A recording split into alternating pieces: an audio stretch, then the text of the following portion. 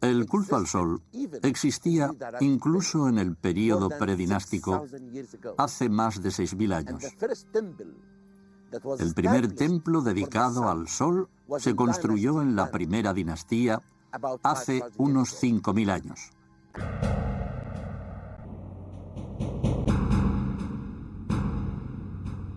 Los antiguos egipcios no sabían exactamente qué era el sol y sin embargo intuían que era el origen de la vida. Por eso veneraban todas sus manifestaciones.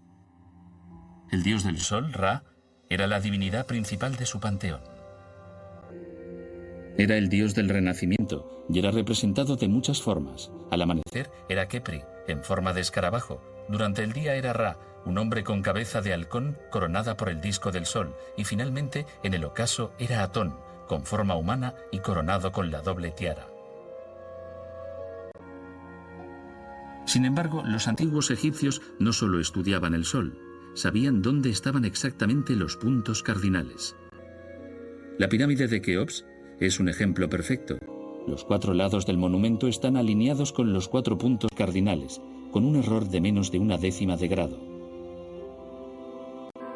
El observatorio de París fue construido en 1800, y la idea era alinearlo con los puntos cardinales, pero su desviación es el doble que la de la Gran Pirámide.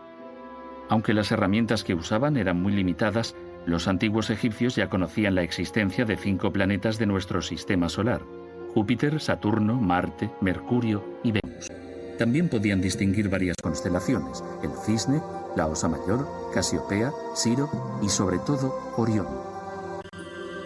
Hemos podido determinar una notable correspondencia entre la posición de las estrellas que forman el cinturón de Orión y las 3 grandes pirámides de Gizeh. Parece ser que otras pirámides corresponden a otras estrellas de la constelación. ¿Es solo una coincidencia o es parte de un mensaje que los antiguos egipcios quisieron pasar? Durante siglos y dinastías, el culto al sol se hizo cada vez más importante, llegando a su clímax durante el reinado de uno de los faraones más polémicos de la historia egipcia, Akenatón. Akenatón abolió el culto a los dioses en favor de un solo dios, Atón, provocando una revolución religiosa y social. Atón, el único dios, y el rey sustituyeron la teología tebana del sol que veneraba a Amón. El sol, representado en principio como un hombre con cabeza de halcón, fue identificado entonces con un disco. Los rayos irradian de esa esfera, terminando en las manos de Ankh, que sostienen la clave de la vida, de la humanidad y de toda la creación. Pero, ¿quién era Akenatón? ¿Y por qué su figura ha sido origen de tantas contradicciones durante siglos? Es fascinante especular sobre la personalidad de Akenatón. ¿Era un genio? ¿Era un loco? ¿Era un poco de ambas cosas? No lo sabemos, pero indudablemente era un innovador. Especialmente durante los primeros tiempos de su reinado, Akenatón y su familia eran representados con un aspecto inusual. Tenían el rostro muy alargado, una mandíbula grande, el vientre hinchado y las extremidades curvadas. A nosotros nos parece muy extraño. Se ha discutido mucho sobre qué representan estas características. ¿Son un reflejo del auténtico aspecto de Akenatón? ¿Reflejan una deformidad congénita de algún tipo? ¿Qué condujo a que Akenatón rompiera el equilibrio de un sistema?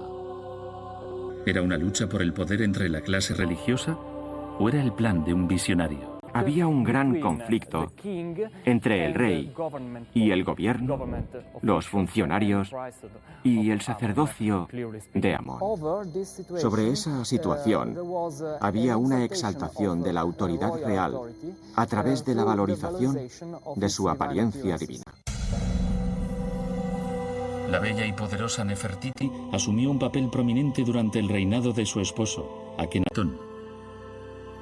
Su presencia en las ceremonias oficiales, incluso en las militares, levantó sospechas de que su papel era el de cogobernante. Pero alrededor de su figura hay muchas dudas. La más importante está relacionada con su desaparición. Parece más probable que muriera, porque no hay pruebas de que cayera en desgracia. Por otra parte, algunos eruditos creen que Smenkhare Un faraón que reinó entre Akenatón y Tutankamón era Nefertiti, que asumió un papel principal, igual que hizo la reina Hatshepsut. Ella, o él, gobernaron durante un breve periodo después de la muerte de Akenatón, con Meritatón en el papel oficial y ceremonial de gran esposa real. Aunque los faraones, a diferencia de Akenatón, no tomaban decisiones drásticas o impopulares, eran una parte muy importante de la religión del antiguo Egipto. El faraón era el enlace entre el ser humano y las esferas divinas. Como hijo del dios Sol, era la personificación de Dios en la tierra. Toda comunicación entre los dioses y los hombres fluía a través de él. La importancia religiosa de Heliópolis está unida a cómo fueron creados los dioses. Los sacerdotes de la ciudad, que sin duda eran los miembros más importantes de la sociedad, crearon la leyenda de que las divinidades principales habían nacido en la ciudad del Sol. Así es como nació la llamada Enéada heliopolitana, que reunía a las 9 divinidades, y que, de acuerdo con las teorías locales de la cosmogonía, crearon el mundo. En los ritos de momificación, el ojo de Horus se colocaba sobre la incisión por la que los embalsamadores sacaban los órganos internos. Los sacerdotes de Heliópolis creían que Horus, el dios del cielo, no podía ser el primer dios por encima de Ra, dios del sol, y por tanto asociaron el uno al otro. Decidieron que el ojo del sol, el derecho, pertenecía a Ra, y el de la luna, el izquierdo, pertenecía a Horus. Aunque Horus estaba destinado a ser rey, el culto de Heliópolis no confiaba en él. Era un dios muy joven. Después de muchos intentos, Horus alcanzó lo que merecía por ley, gracias a las artes mágicas de su madre, Isis, y el poder de su padre, Osiris. De hecho, Osiris amenazó a los otros dioses con terribles desgracias si no admitían que su hijo Horus fuera coronado.